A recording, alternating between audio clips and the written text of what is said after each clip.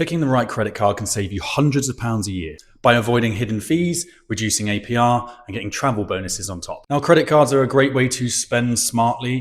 It gives you the opportunity to build your credit score, tap into some extra money. Most people use credit cards for extra spending, such as Christmas time or around birthdays, or if they're going to purchase a large holiday. At the end of this video, I'm going to put on screen a list of all of the credit cards and which ones you might want to consider depending on your spending habits. Okay, starting off with number one is the Halifax Clarity Credit Card. Now, this is one of the most popular travel cards in the UK. It allows you to have no foreign transaction fees.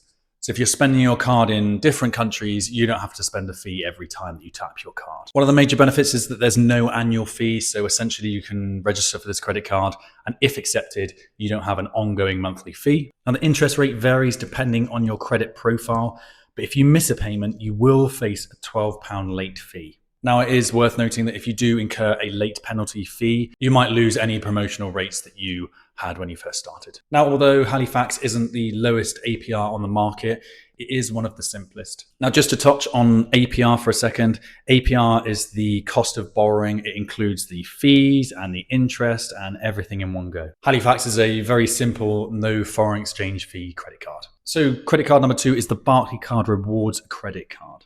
Now, very similar to the Halifax credit card, the Barclays credit card gives you all of the benefits that you would get with Halifax. You also get a 0.25% cashback reward on all spending. Now, the representative APR rate is around 22.5%, and this is variable, so it can go up and it can go down. If you miss a payment, again, it's a £12 late fee added on top, and you'll potentially lose the benefits of the credit card as well. Now, the pros, again, are no foreign exchange fees, no annual fee. You also get 0.25% on most credit card spending as well. And one of the cons is that the cashback rate that you get is quite small. Number three on the list is the NatWest Travel Credit Card.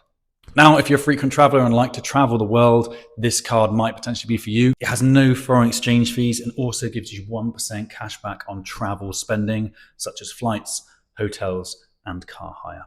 Now, the trade-off is the fact that your APR is slightly higher, around about 27.2% at the time of recording. If you also miss a payment, you will incur the £12 fee. But also, if you do miss a fee, what's worse is that you could trigger an APR increase and also damage your credit score. The NatWest Travel Credit Card is extremely good if you are looking to go abroad, but you need to be on top of your finances and make sure that any spending is done within a limit and that you pay off the minimum every single month.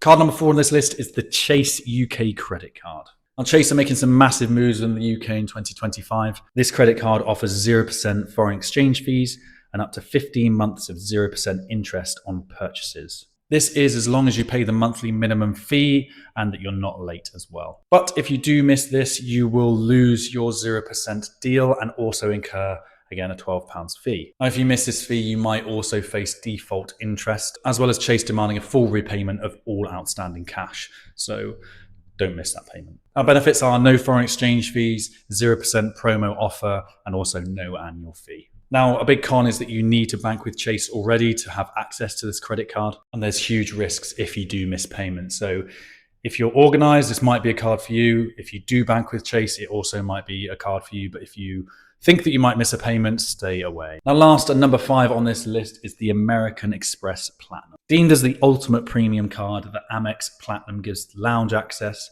hotel upgrades, worldwide travel insurance, and huge welcome bonuses. Sometimes up to 1 million points, although this is extremely rare. But it's expensive. The annual fee is around £650. This pushes the representative APR up to a whopping 701%. Now, these numbers do look crazy, and that's because they are. However, if you pay off your credit card in full each month, the APR won't feel this big because you're never tapping into it. Again, if you miss a payment, anything with small balances under £12 won't incur a fee, which is a benefit. But the more you spend, the more you miss, the more you pay. Now, if you're a premium traveler, this is probably the card for you. Like mentioned, you get the lounge access at airports, which is great because you don't have to wait in a Wetherspoons, and also the chance of massive welcome bonuses. The cons are that there's a huge annual fee, and if you don't travel enough, then this card probably isn't for you. Another thing to consider is that it's not accepted everywhere, so sometimes your American Express Platinum won't work, which is a bit of a bummer when you're spending £650 a year. So to recap, which is the best one for you? Well, now for no fees abroad, I would go with a Halifax Clarity, the best all-rounder with cashback, the Barclays Reward Card, the best for travel cashback, the NatWest Travel Card, For best digital options is the Chase UK credit card, and for frequent flyers is the Amex Platinum. Now, if you want to be smart, a little top tip is to pair this with a Barclays Reward Card.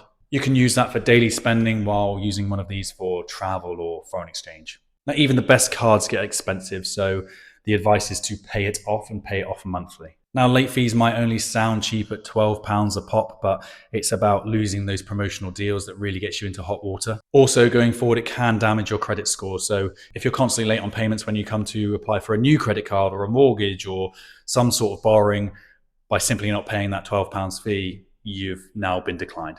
Now, the cheapest card is the one that you always pay off in full every single month. So whichever credit card you decide to choose, the best one is the one with no balance on it. Now, if you're actually looking to trim down your spending and save more money, I've got a video up there, which is the top 5 bank accounts for the UK, and also check out the top 5 budgeting apps as well. My name's David. Thanks for watching.